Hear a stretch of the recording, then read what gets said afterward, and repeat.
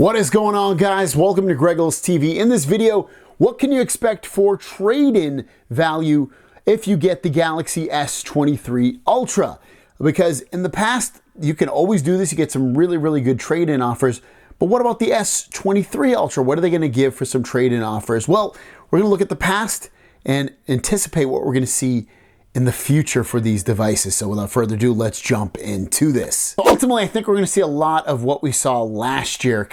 They kind of follow a model and they stick to it within $100 or so of what the actual trade-in values will be. So here we go. This is the information from last year. So if you got an S22 Ultra last year and you traded in a Z Fold 3, you got $700. That was the top trade-in phone at the time of last year. Z Flip 3 got $400. S21 Ultra, which was the generation before the S22 Ultra, got $700. 21 Plus got $500. 21 got $390. S20 Ultra got $500. $425 for the S20 Plus. $325 for the regular S20. The Note 20 Ultra got $600, and the Note 20 got $525.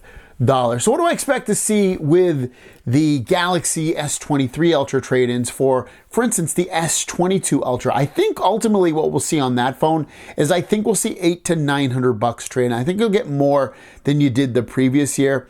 That's what I think we'll end up doing, because I think what they're going to do is they're going to increase the price. So it's going to seem like you're getting more, but in actuality, you're paying the same as what you did last year for the S22 Ultra with the S21 Ultra. So I think you'll end up seeing $800 basically on there. If you trade in a Z Fold 4, I think you'll see $1,000 going towards the S23 Ultra. For the Z Flip 4, I think you'll see $500. For then the generation that dips below that, I think for every generation that you see, for instance, S21 Ultra, I think it'll be like $150 less than what you get with the S22 Ultra. So instead of maybe getting $800 or $900, you'll get either $650 or $750, somewhere in that range. And then for the S20 Ultra, I think you'll get, $400, maybe $500 at the most. And then for the S10, you're probably getting the $300s, maybe even $200 of trade-in value. I think Note 20 Ultra, Note 20, I think you're going to be in the $400 range at this point. I can't imagine they're going to still give you, $500 plus of trade-in value with that. If you have a Z Fold 3 or Flip 3, I think the Fold 3 will end up getting about $700 trade-in. Z Flip 3 will probably get about $300 of trade-in value. And then from there, if you're coming from like an iPhone, I think they're going to kind of snip it a little bit. They haven't really taken the newer iPhones like the 14 Pro Max, any of those. So I don't think they'll do that this year either. I think they'll keep it at 13 and older on there. And I think the top value that you'll see on an iPhone will probably be $600 or $700 on there. I'm going to go $700 would be for like the 13 Pro Max, maybe a little bit less. And then for like a Pixel phone, they usually really cut it. They usually don't let you trade in the newest one, like the 7 or the 7 Pro. So you're delegated to something like 6 or older.